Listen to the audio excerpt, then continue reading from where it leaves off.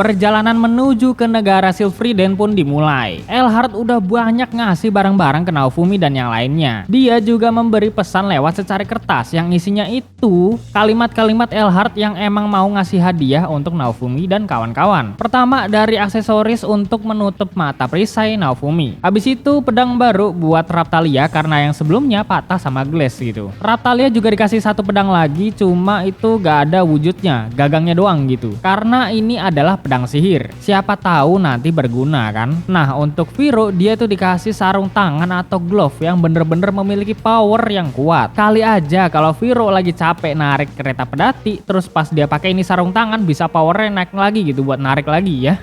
Lalu mereka pun beristirahat di sekitar jalan. Tak lama kemudian datanglah Melty guys. Dia udah nyari Naofumi kemana-mana dari tadi. Melty mengatakan kalau Naofumi harus berbaikan sama raja. Kalau nggak berbaikan, nanti ratu bakalan marah besar kepada raja. Nah Naofumi tetap nggak mau ya karena raja yang udah mulai duluan gitu. Ogah dia minta maaf. Orang nggak salah apa-apa gitu kan. Dan tiba-tiba para kesatria menunjukkan gelagat aneh dan Naofumi itu sadar ya ada yang gak beres karena aura-aura mencekam ini sama seperti dirinya waktu pertama kali dihianati oleh Mine. この感じ、誰かが人を陥れる空気。人の話はちゃんと聞きなさい。ミロちゃんもそう思うよね。ラクタリアさんもそう思うでしょ。だからオートに戻る。メルティ王女を人質にするとは。人質だと。ラタリア、フェイロ、おお。盾の悪魔を断罪せよ。とうとう悪魔扱いか。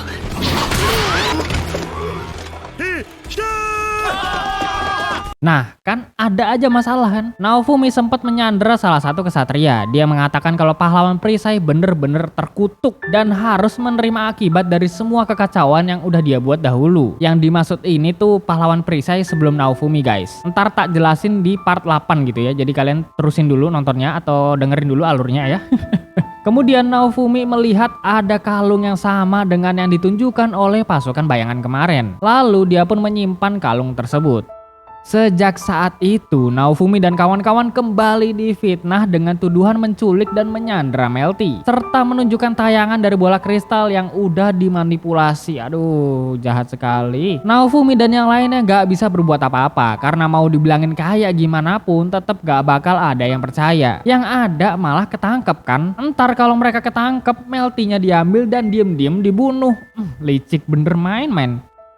Malam hari pun tiba. Melty sebenarnya tuh mau balik ke kota dan mau ngomong langsung ke raja biar fitnah ini tuh nggak berkelanjutan ya. Tapi Naofumi melarangnya karena nanti bisa-bisa Melty dibunuh langsung gitu sebelum berhadapan sama raja. Entar tuduhannya malah makin parah ke Naofumi gitu. Untuk sementara Melty ikut dengan party Naofumi terlebih dahulu. Mereka akan lanjut berjalan di esok hari dan meninggalkan kereta pedati di dalam hutan. Rencana buat class up Raphtalia dan Viro di negara Silfriden pun gagal ya guys. Untuk saat ini tuh mereka harus mencari tempat perlindungan terlebih dahulu.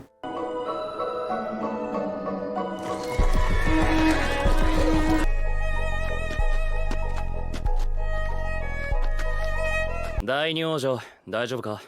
ええ。ここでしばらく休憩しよう。 Saat mereka beristirahat di sebuah bebatuan, Melty menanyakan kenapa Naofumi gak mau berbaikan sama raja. Dan Naofumi pun menceritakan semua kejadian yang udah dia alamin guys. Dari awal pertama kali dipanggil ke dunia ini sampai ke sekarang gitu. Nah Melty ini bener-bener gak nyangka ya kalau raja bakal memperlakukan Naofumi seperti itu. Padahal ratu tuh selalu bilang ke raja kalau pahlawan perisai harus diperlakukan dengan baik. Karena dia kunci utama dari 3 pahlawan suci lainnya. Kemudian mereka lanjut perjalanan mendadak karena para kesatria dan pahlawan lain serta Mine udah melacak keberadaannya. Ketika mereka kabur, Melty tuh sempet hampir terjatuh dan ini tuh membuat kesatria jadi tahu lokasi mereka. Naofumi dan kawan-kawan gak bisa kemana-mana lagi karena yang ada di depannya hanya tebing doang dan sebuah jalan kecil. Kemudian pahlawan lain dan kesatria mendatangi Naofumi. Mereka meminta Melty untuk dikembalikan kepada Mine. Melty berusaha bilang baik-baik kalau Naofumi tuh sama sama sekali nggak nyandra dia atau menyakitinya. Dia mengatakan kalau semua konflik yang diarahin ke Naofumi ada maksud tersembunyi dan ada rencana jahat oleh seseorang yang menjadikan Naofumi jadi ladang perpecahan pahlawan lainnya. Nah, tiba-tiba main jadi provokasi ya di sini. Dia tuh kompor-komporin kalau misalkan perisai Naofumi punya kekuatan buat manipulasi atau cuci otak biar semua orang bisa patuh padanya. Informasi ini tuh didapat dari pihak gereja tiga pahlawan. Motoyasu juga malah percaya-percaya aja lagi kan. Aduh. Naofumi sempat menyela dan memberi pembenaran. Bahkan dia tuh ngasih fakta yang sebenarnya. Kalaupun ini perisai punya kekuatan kayak gitu, manipulasi atau cuci otak, ya nggak mungkin tiga pahlawan lain bisa ada di pihaknya Main. Ya seperti itulah pembenaran yang dikatakan Naofumi. Dan Naofumi juga menambahkan kalau misalnya tujuan Main melakukan ini biar dia bisa membunuh Melty agar dapat tahta kuasa untuk menguasai seluruh negeri Melromak guys. Tapi tetap aja percuma kan, tiga pahlawan lain sampah semua, nggak ada yang percaya guys. Melty memohon ke Naofumi dengan sangat-sangat untuk melindunginya karena situasi ini tuh bener-bener udah parah dan dia harus selamat sampai ratu datang ke istana. Kemudian Naofumi berusaha kabur dari sana, tapi ternyata tuh nggak semudah itu ya. Viro ditangkap Motoyasu dan mereka semua terjatuh di jalan tebing. Dan di sini ketika Melty melawan balik, niat jahat Main untuk membunuh Melty itu disadari oleh Itsuki dan Ren. ナオフミ様、少しの間メルさんのことをお願いします。ああ、スバイトファイアーロ何をしている。やめろ。マインさん、メルティ王女を殺す気ですか。ー、スバイトアクアスラッシュ。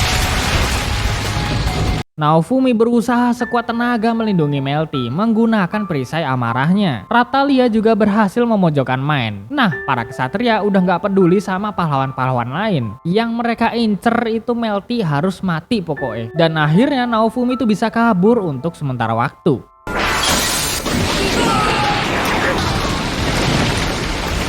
Kemudian Naofumi menyerahkan kalung Rosario lambang tiga pahlawan kepada Ren. Dia yakin kalau Ren bisa menguak semua konflik yang selama ini menimpa Naofumi. Lalu Naofumi dan yang lainnya pun pergi dari sana. Saat istirahat, pasukan bayangan ratu mendatangi mereka. Dan Naofumi kenal dengan suara cewek ini guys, karena dia udah ketemu kan sebelumnya di istana. Melty juga mengatakan kalau pasukan bayangan dan ratu ada di pihak Naofumi. Jadi nggak perlu khawatir untuk difitnah atau dijebak kembali. Konflik masalah dari Main dan seseorang bener-bener susah buat ditangani Naofumi sendirian. Karena hal itu, pasukan bayangan menyuruh Naofumi dan yang lainnya untuk segera menemui ratu. Setelah pasukan bayangan pergi dari sana, Naofumi memutuskan pergi ke negara yang ratu tempati. Naofumi menanyakan detailnya kepada Melty, tapi di sini Melty ngambek ya, karena dia tuh nggak dipanggil pakai namanya sendiri gitu, melainkan dipanggil formal sesuai statusnya di kerajaan. なあ大王女、この国を知ってるか。じゃあ私はナオフミって呼ぶわ。ほら呼びなさいよナオフミ。呼び捨て。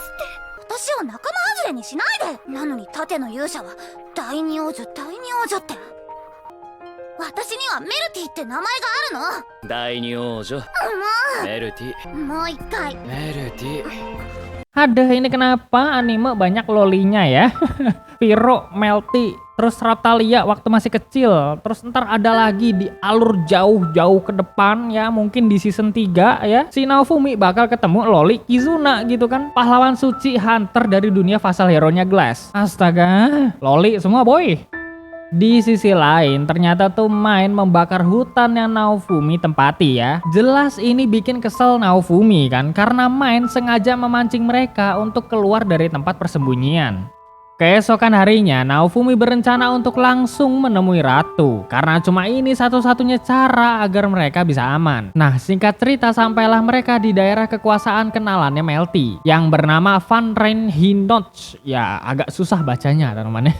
Mohon maaf kalau salah. Banyak ras tengah manusia yang bekerja di wilayah ini, tapi ini tuh bukan pemerasan atau pemaksaan. Memang ras tengah manusia ditempatkan khusus oleh Van ya. Dulu pas gelombang pertama muncul, desa Sayate menjadi hancur dan akibatnya pemimpin di desa tersebut yaitu ayah dari Van meninggal dunia. Sejak saat itu banyak ras tengah manusia yang diperbudak dan disuruh kerja paksa oleh negara Melromak. Tapi mereka tuh diselamatkan oleh Van yang sampai sekarang masih memimpin dan merangkul mengaku ras setengah manusia. Raphtalia sangat terpukul akibat kejadian kelam yang menimpanya waktu itu karena dia lahir di desa Seate guys, dan terkena dampak dari kehancuran gelombang malapetaka pertama. Melty meminta maaf kepada Raphtalia dan dia berjanji akan menghukum berat penjabat yang menyuruh bawahannya untuk memperbudak paksa warga-warga desa Seate. Raphtalia juga harus menceritakan detail kepada Melty siapa yang melakukan hal kejam itu. Kemudian Van pun mendatangi mereka dan mempersilahkan mereka istirahat di rumah Van untuk sementara waktu. まさにその通りですね。私はこの地の領主バン・ライヒノットと申します。久しぶりです、ライヒノット。メルティ様、ようこそお越しくださいました。立ち話もなんですので、私の屋敷で話しませんか？ Naofumi dan yang lainnya bercerita kepada Van tentang apa yang sedang terjadi. Dan sekarang Van pun mengerti, dia harus tetap menyembunyikan keberadaan Naofumi dan yang lainnya. Naofumi awalnya gak percaya begitu aja kan, bahkan sampai-sampai gak mau makan. Tapi Van langsung meyakinkan Naofumi karena dia tuh gak punya niat jahat apa-apa guys. 毒なんて入っていませんよ。まだこいつのことを信用したわけじゃ。 BTW ini aku jelasin sedikit ya, pemimpin desa Seate punya dua anak guys, yaitu Van dan Eclair Saeto. Ayah kedua anak ini adalah tangan kanan dari ratu. Otomatis Van dan Saeto ada di pihaknya ratu juga guys. Bahkan sekarang Saeto jadi tangan kanannya ratu dan penjaga desa ras setengah manusia. Nah nanti Saeto ini bakal muncul di season 2 guys, itu tuh karakter juga penting soalnya. Makanya aku kenalin sekarang biar kalian tuh nggak kaget nanti ya, ini siapa gitu kan, kok tiba-tiba muncul, season satunya gak ada, asal usul nih karakter dari mana gitu kan ya. Pokoknya nanti aku bakal jelasin ya ntar kalau udah di akhir-akhir episode teman-teman. Kemudian mereka pun beristirahat di sana sembari menunggu pagi di esok hari.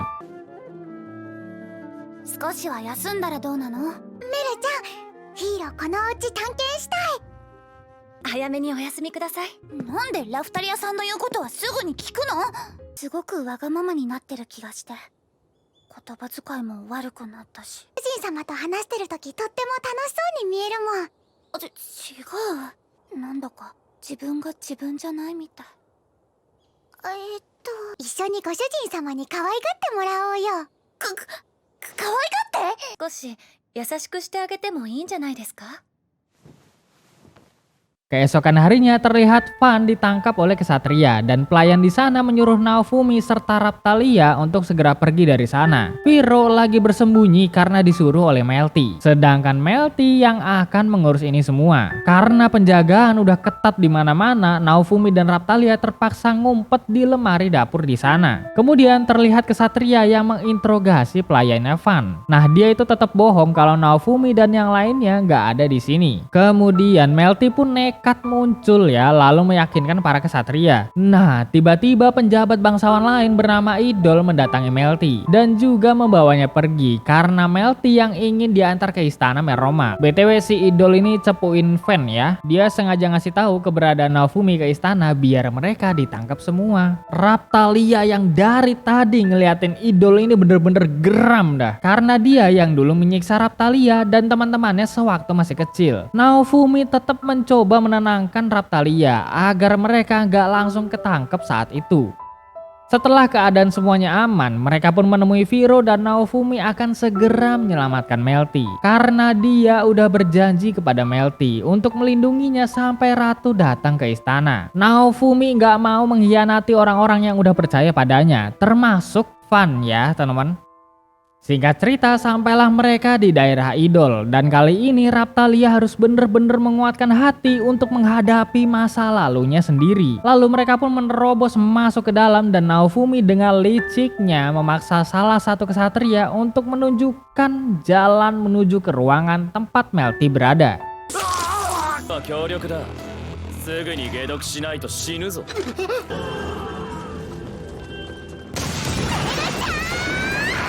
俺の言うことを聞けば助けてやる。メルティはどこだ? Di sisi lain, Idol memaksa Melty dan Van untuk memberitahu keberadaan Naofumi. Nah, saat Melty semakin terpojok, Naofumi pun datang untuk menyelamatkannya.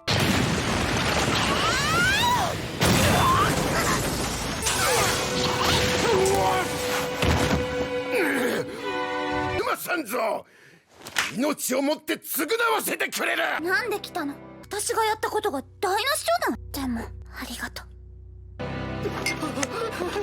Lalu di sini Raphtalia langsung maju menghadapi idol guys. Rasa sakit hatinya yang dulu bener-bener dikeluarin semua-muanya. Penyiksaan idol yang dulu dilakukan padanya bener-bener membekas dalam kenangan kelam Raphtalia. Raphtalia sama sekali gak bisa memaafkan idol walaupun dirinya memohon ampun sampai bersujud-sujud. Raphtalia ingin langsung membunuh idol, tapi Naofumi menghentikannya. Naofumi mengatakan Raphtalia yang sekarang udah lebih kuat dari dirinya sendiri sewaktu masih kecil, dan juga yang kuat bukan hanya fisik aja, tapi mental dan hatinya juga jauh-jauh lebih kuat dari yang dulu. Jadi lebih baik biarkan idol tersiksa dengan sendirinya sambil diikuti bayang-bayang Raphtalia yang akan membunuhnya suatu saat. Saran yang sangat psikopat sekali. Idol sempat melawan, jelas Raphtalia bisa menahannya, tapi sayangnya idol kepleset dan jatuh melalui jendela dari tingkat tinggi. 皆殺し。 Fan menyuruh mereka semua untuk segera kabur dari sini. Tapi Naofumi mengurungkan niatnya untuk kabur karena Raphtalia masih harus melawan masa lalunya sendiri. Mereka pun masuk ke ruang bawah tanah tempat penyiksaan Raphtalia dan teman-temannya dahulu. Naofumi bener-bener muak karena aura negatif yang dipancarkan di sini bener-bener mencekam. こんな場所にラフタリアはここで何が行われてたのするだけで吐き気がする。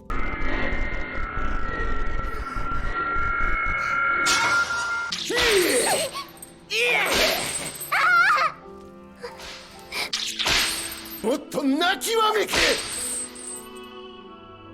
Shin pun flashback ke masa lalu Raphtalia sewaktu disiksa oleh idol. Dirinya bisa masuk ke dalam penjara penyiksaan ini karena sebelumnya waktu desa Seate udah selesai diserang gelombang malapetaka, para kesatria dari kota mengambil paksa anak-anak kecil dan diserahkan kepada idol. Sedangkan para orang dewasa menjadi pekerja paksa atau budak di kota. Dari dulu negara Melromak ini emang bener-bener membenci ras tengah manusia, bahkan sampai-sampai dianggap binatang buas. Raja Melromak dengan sengaja memperbudak dan menyiksa ras tengah manusia karena derajat mereka lah yang terendah dari sudut pandang manapun. Dan pahlawan perisai terdahulu menjadi alasan utama kebencian Raja Melromak. Ya sebenarnya alasan utamanya bukan kayak gitu guys. Ini cerita tentang Raja Melromak yang dulu bakal aku kasih di video part 8 teman-temannya. Kalau misalnya aku kasih di video ini nih di part 7 ini, wah jangan deh, sangat-sangatlah kepanjangan nanti ya.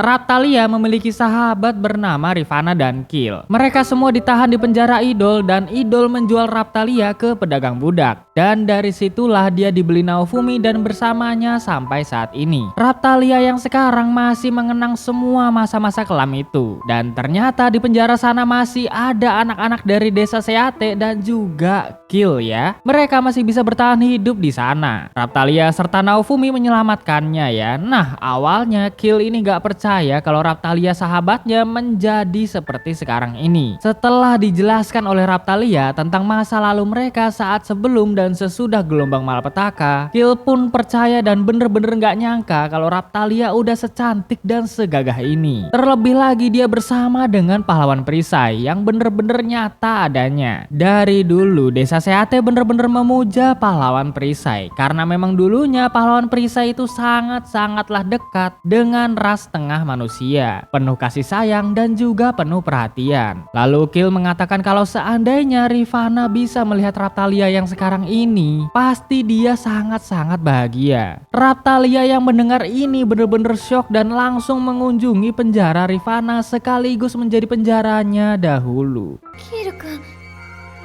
リファナちゃんはリファナちゃんも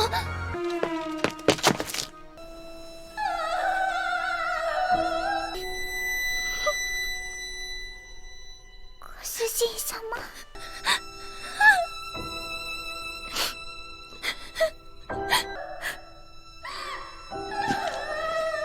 Hati Raphtalia bener-bener remuk dan sedih sejadi-jadinya karena melihat mayat Rivana yang bahkan udah tinggal tengkorak aja. Raphtalia juga menyalahkan dirinya sendiri karena telat untuk menyelamatkan sahabat terbaiknya. Kalau aja waktu itu dia bersama Naofumi bisa lebih cepat berkembang menjadi lebih kuat, Rivana pasti masih bisa bertahan sampai sekarang. Melty yang melihat ini semua bener-bener gak percaya atas kekejaman yang dilakukan oleh Raja Merromat. Van juga mengatakan kepada Melty kalau dirinya butuh desa Seate lagi untuk dibangun dan mempersatukan kembali ras tengah manusia. Karena kejadian atau sisi gelap Melromak seperti ini udah lazim di negara ini. Lalu Naofumi menguatkan hati Raphtalia. Semua yang dilakukan Raphtalia sampai saat ini adalah hal yang bener-bener luar biasa. Bahkan dirinya bisa membuat Naofumi percaya kembali kepada rekan sepertinya. Raphtalia juga berhasil menyelamatkan beberapa anak yang tersisa dari penyiksaan idol. Tak ada yang perlu Raphtalia sesali karena ini semua bukan dari kesalahannya sendiri.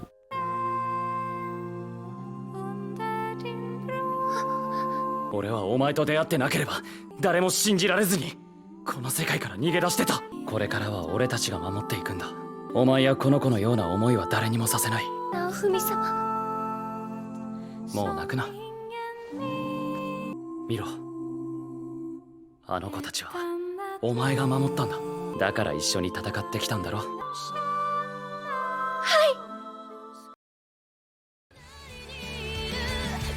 い。